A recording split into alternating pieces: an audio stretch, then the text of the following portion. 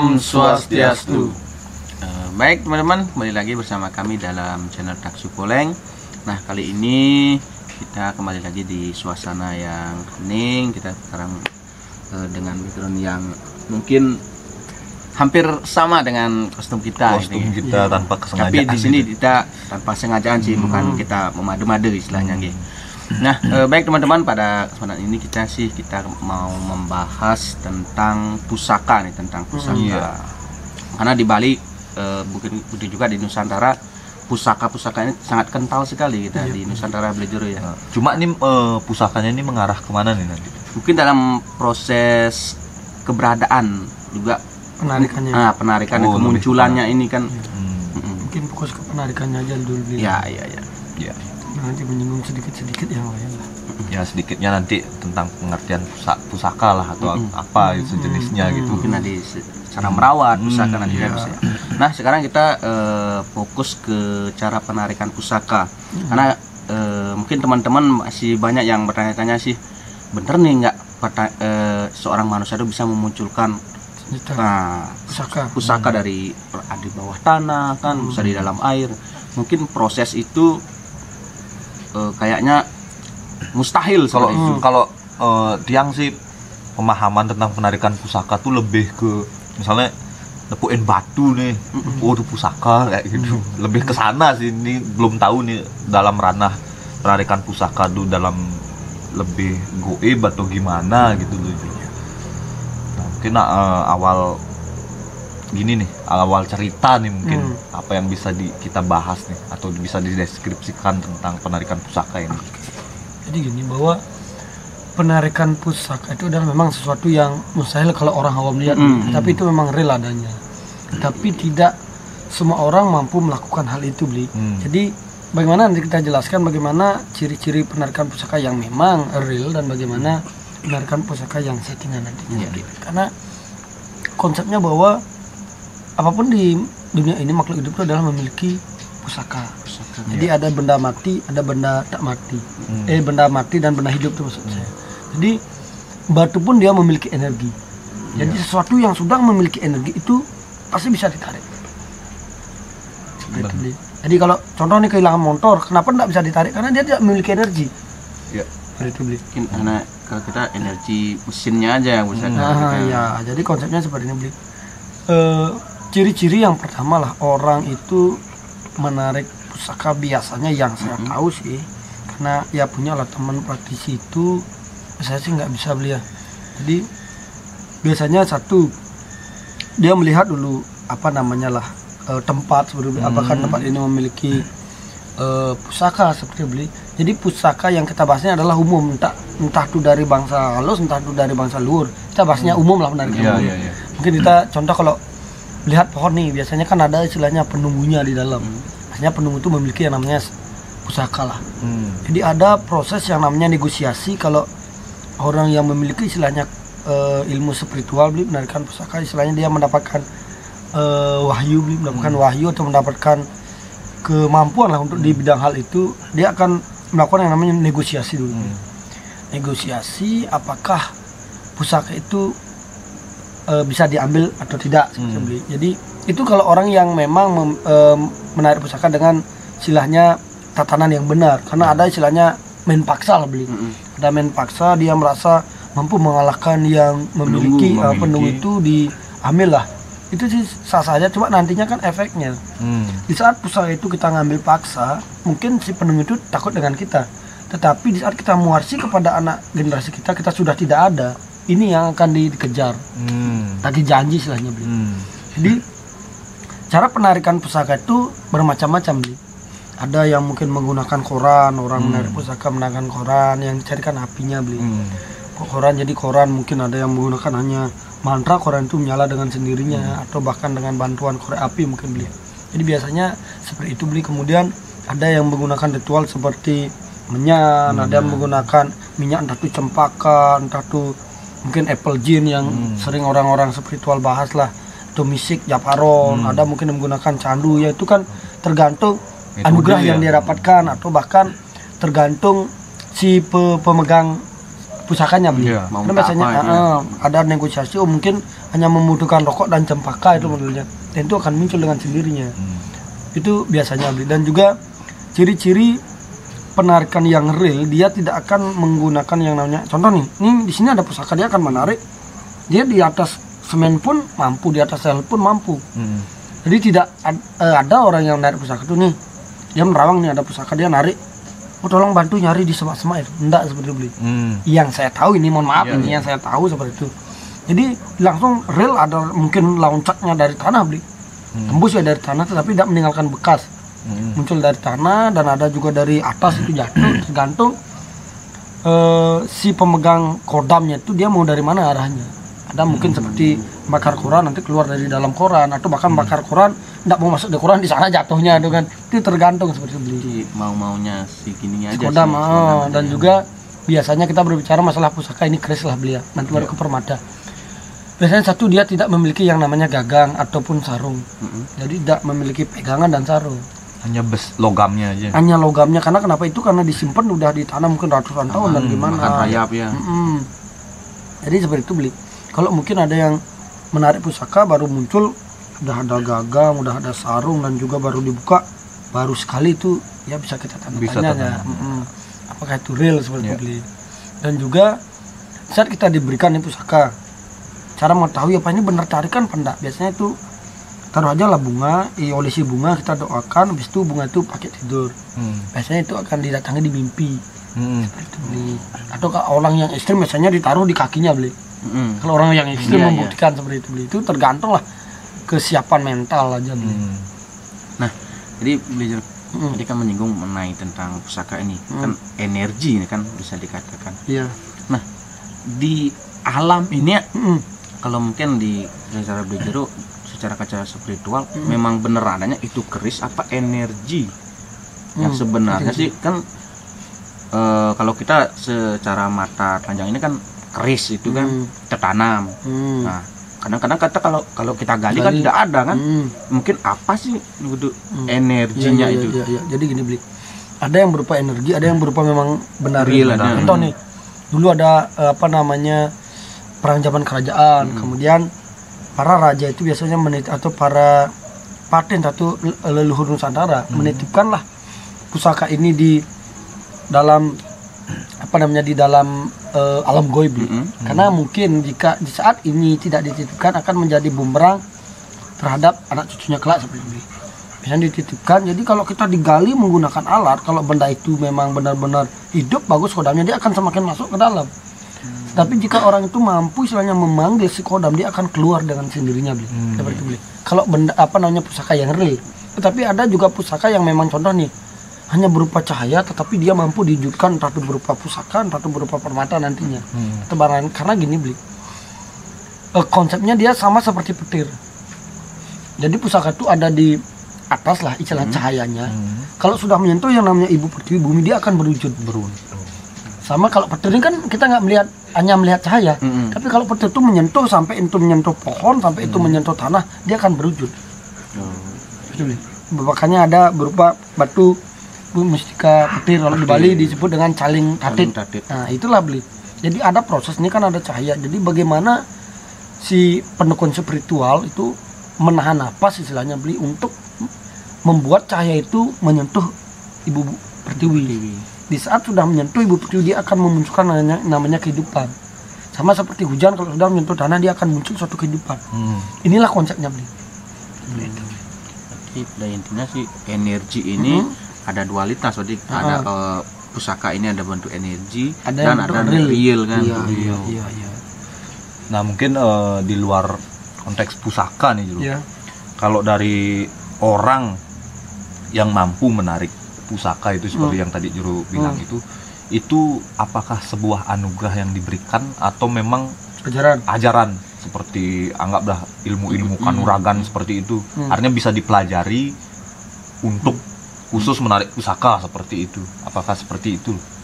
Jadi gini beli, kalau masalah ajarannya itu yang kurang tahu sih beli ya, karena istilahnya tidak terjun ke dunia itu, tapi dengar-dengar sih ada ilmu-ilmu Jawa yang mampu istilahnya membuka goib untuk mewujudkan pusaka itu. tapi juga ada yang namanya mendapatkan wahyu keperaban atau bahasa Balinya anugerah lah. Anugerah, dia diberikan mandat untuk menarik pusaka itu. Cuma orang yang biasanya mendapatkan anugerah itu dia tidak bisa menarik pusaka sembarangan. Jadi hanya tergantung isi pusaka mau nggak diwujudkan. Dia hanya sebagai perantara ini beli.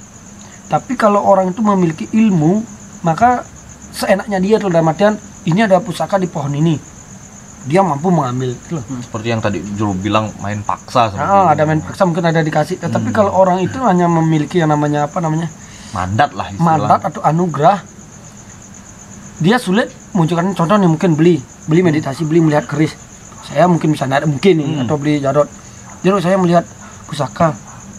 Kalau saya tidak diberikan yang namanya sandi, pusaka itu tidak akan muncul.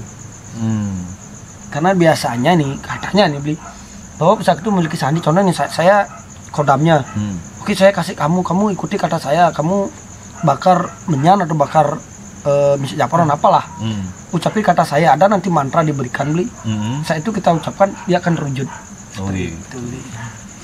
Nah, kalau dari segi metode penarikan, ya, ini kan sebenarnya kalau dari dibilang di Nusantara nih, banyak pusaka-pusaka yang dikoleksi seperti itu. Nah, entah dia beliau-beliau ini yang mengoleksi ini orang yang pantas memiliki seperti itu kan. Nah, ada nggak kalau secara ilmu ada kayak tadi bilang main paksa seperti itu, apakah bisa nih misalnya beli jarot punya nih anggap 5 keris gitu misalnya. Nah, sedangkan yang satunya itu milik tiang gitu misalnya. Nah, melalui perantara Jero nih dipaksalah diambil misalnya kerisnya jarot satu gitu untuk tiang gitu. Apakah bisa memungkinkan nggak seperti itu? Sangat memungkinkan. Makanya biasanya itu bisa pusaka itu bisa berpindah, satu karena ada orang yang menjadi perantara untuk menarikan itu. Kedua, karena kesalahan kita tidak becus istilahnya menjaga si kodam itu, dia akan kembali pergi. Yang ketiga adalah karena memang si kodam itu ingin pergi karena dia menemukan sesuatu yang baru. Contoh nih, saya punya keris nih, kemudian beli datang ke rumah saya main nih, tiba-tiba kodam itu lihat beli, kayaknya ini orang ini lebih tulus daripada tuan saya akan pindah loh. Entah mungkin dia komunikasi dengan tuannya, kalau saya mungkin ikhlas, beli dapat petunjuk, ini ada titipan untuk beli. Mungkin dia ego, ngapain dia dikasih, nanti benarnya kan dengan sendirinya hilang ke rumah beli, jadinya gitu beli. Kembali ke pemilik awal gitu. Iya. Nah, menyinggung tadi sudah tentang penarikan kembali lagi ya.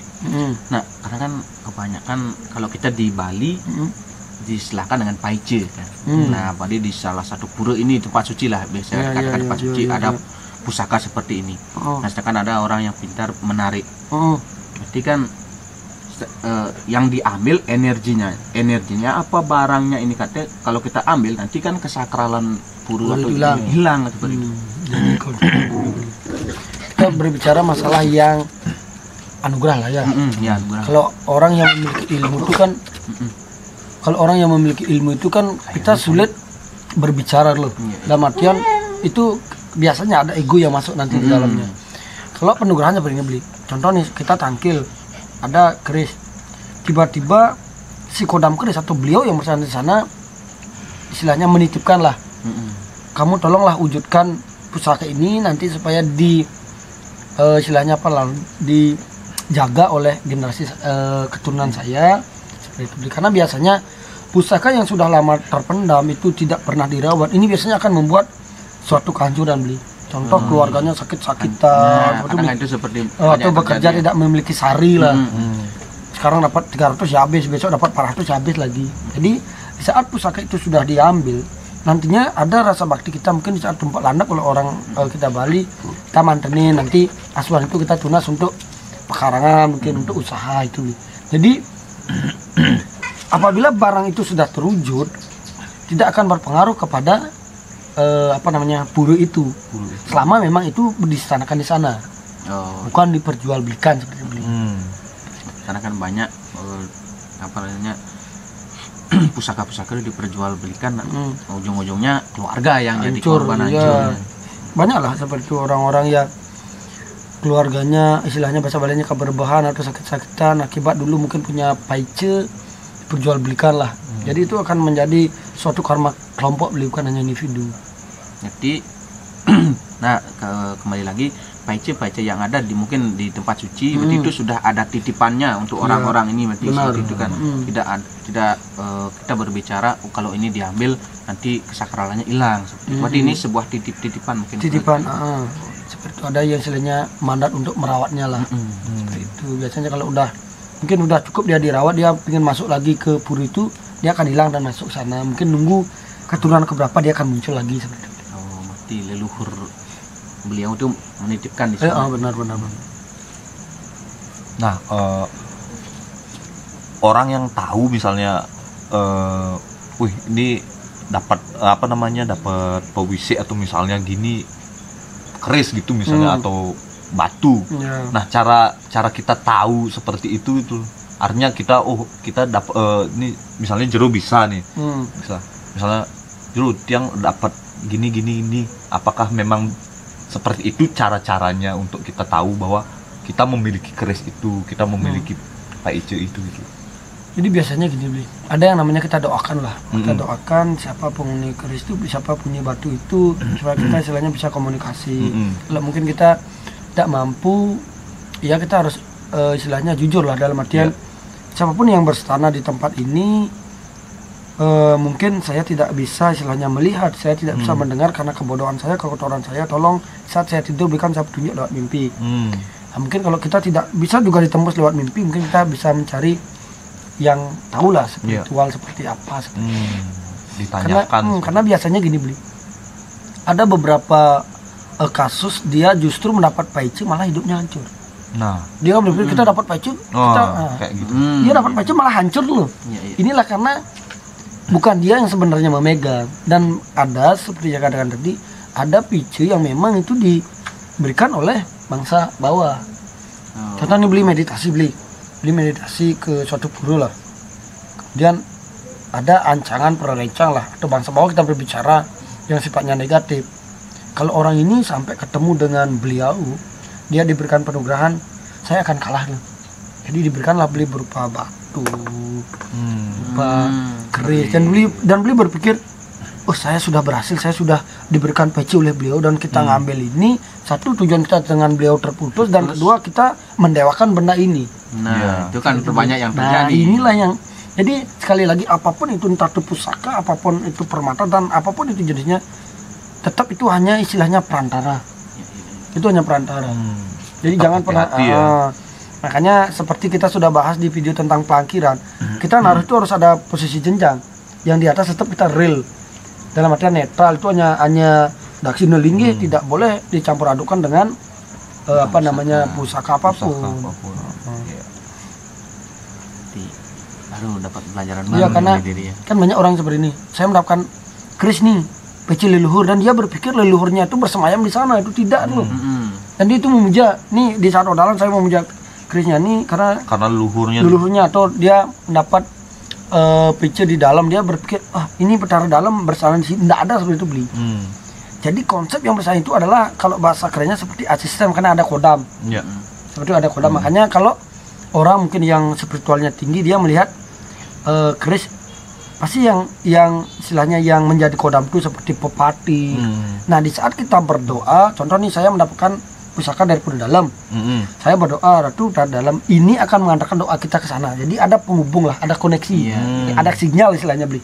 Bukan beliau bersana di sana beli itu. Istilahnya di saat kita berdoa nanti kodam kerisnya ini akan keluar menghubungkan doa kita. Seperti itu beli. Kalau bahasa kekiniannya punya orang dalam. Nah, sebetulnya. Nombok lah. Bukan kita memuja keris ya. Ada banyak yang salah kaprah kan memuja keris, memuja ini batu, padahal intinya itu kan sebagai penghubung aja. Sebagai media kita berdoa ya. Ya. Karena banyak orang seperti itu kan, dia membawa pusaka dan nantinya menjadi ego lah. Seperti itu beli.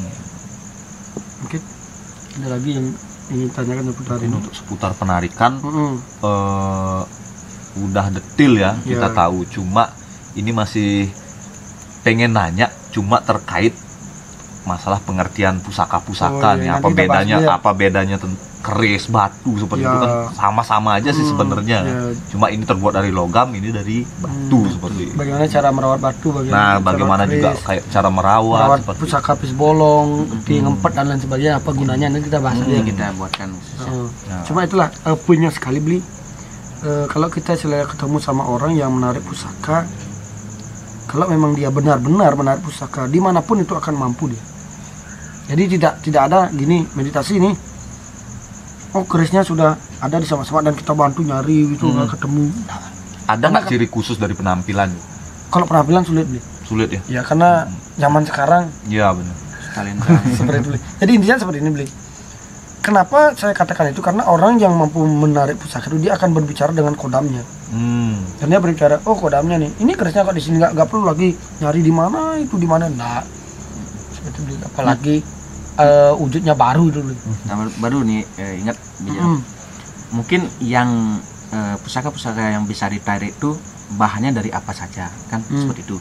Mungkin bisa nggak seperti kan kebanyak katanya di sini ada harta karun seperti emas, itu bisa nggak dimunculkan seperti itu?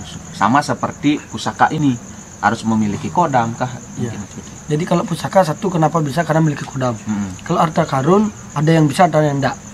Satu yang bisa biasanya ada paranormal atau entahlah orang pintar, ya orang mengerti yang punya namanya perewangan atau pasukan di alam lain. Nah, di alam nis yang memang memiliki keahlian, kemampuan untuk memindahkan barang dari alam yang tidak kelihatan itu menjadi ada.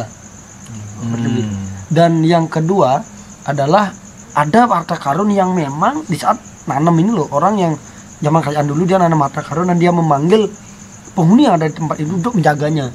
Dan kalau kita mampu bernegosiasi, dia akan membantu munculkan.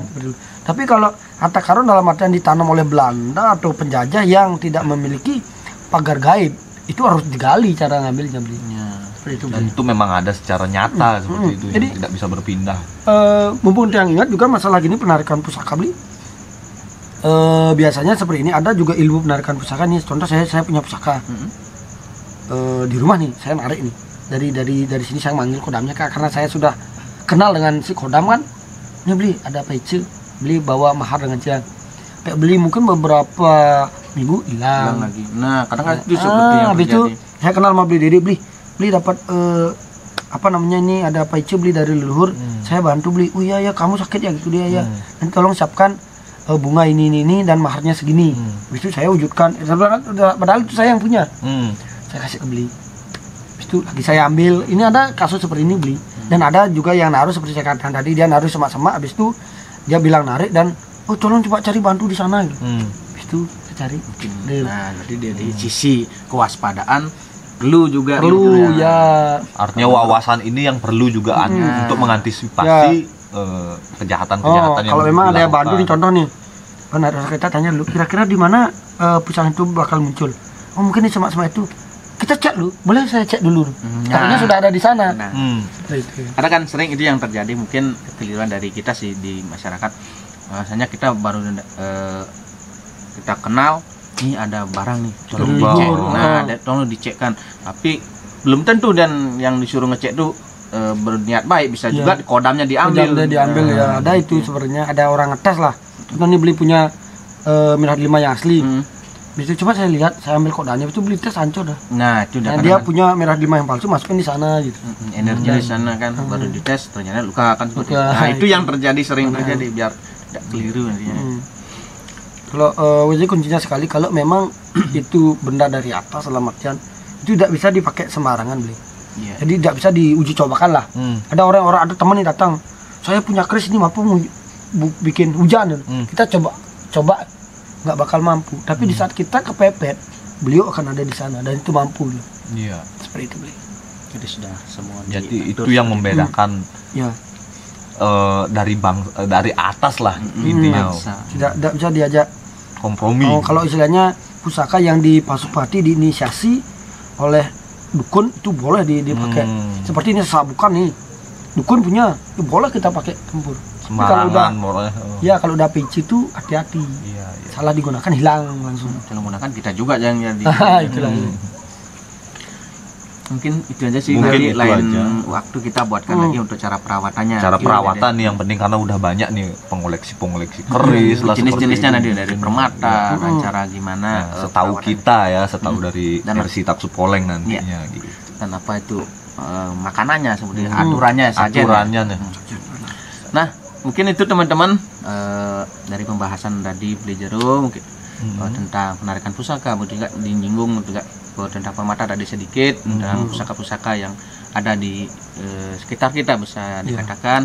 Nah, mudah-mudahan dari penjelasan kami ini bisa bermanfaat bagi teman-teman mungkin yang masih ragu tentang keberadaan kemunculan pusaka. Mungkin ini bisa jadikan referensi sedikit. Nah, kalau memang ini penting, bagus, mungkin jadi masukan. Iya. Nah, seperti itu. Kalau kita memang tidak suka, mungkin beda pemahaman dari teman-teman, anggap ini tidak ada seperti Iya. itu, jangan diambil.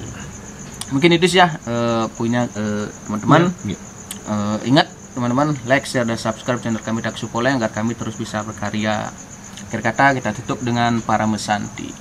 Om Santi Santi Santi Om.